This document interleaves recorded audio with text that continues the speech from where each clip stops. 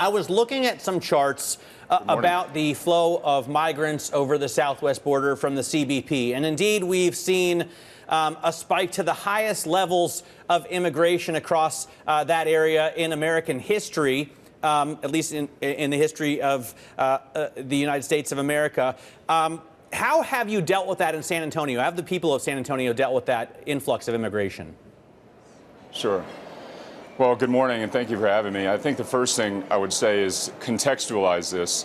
This is not unique to the U.S. southern border. This is happening all across the world. More displaced people in this period of time, 114 million people worldwide, more since World War II.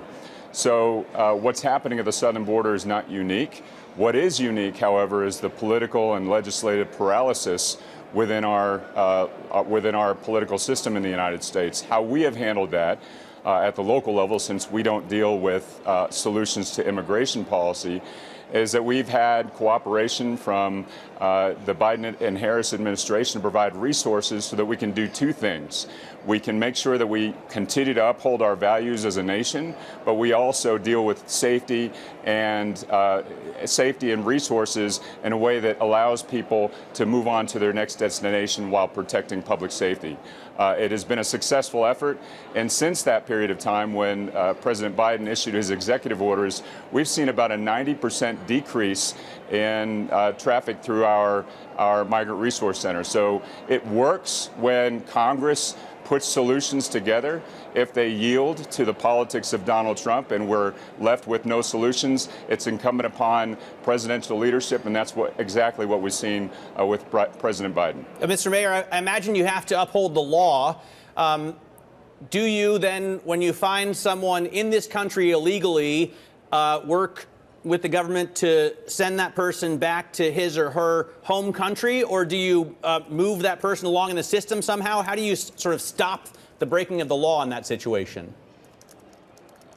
That's exactly right. We cooperate with local law enforcement, with federal authorities, and so folks who are in our city have been vetted and have been given asylum hearing dates, some cases years from now, which is part of the problem when we don't have legislative solutions that were clearly laid out in a bipartisan border bill that Trump unilaterally killed by calling his favorite senators. So there are solutions to this. At the local level, however, we work with federal authorities to make sure that we have the resources to treat people with compassion, but also protect public safety and maintain public order.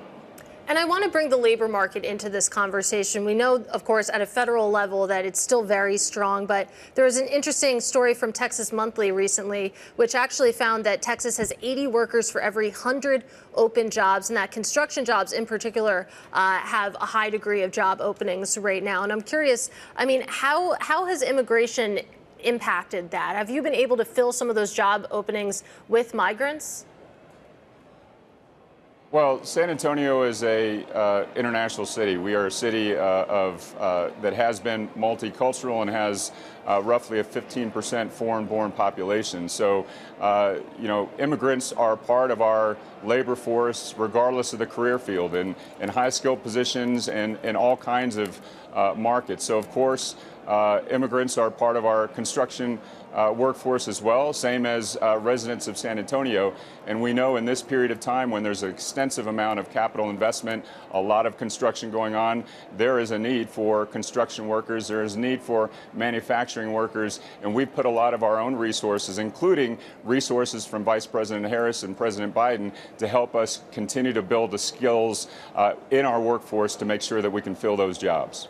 Well, I'm curious, I mean, how do you, sort of building on what Matt was asking about following the law here, how do you ensure that there's going to be fair wages, safe working conditions when workers are both documented and undocumented? Well, every single job is obviously regulated, and unfortunately we can't change Texas law, which unfortunately hasn't changed with regard to minimum wage in 20 some odd years. But, we make sure that we work with all industries to ensure that folks are, gainfully employed, but also that employers are treating their employees correctly, and also, they're properly working with all of the laws and regulations in the area.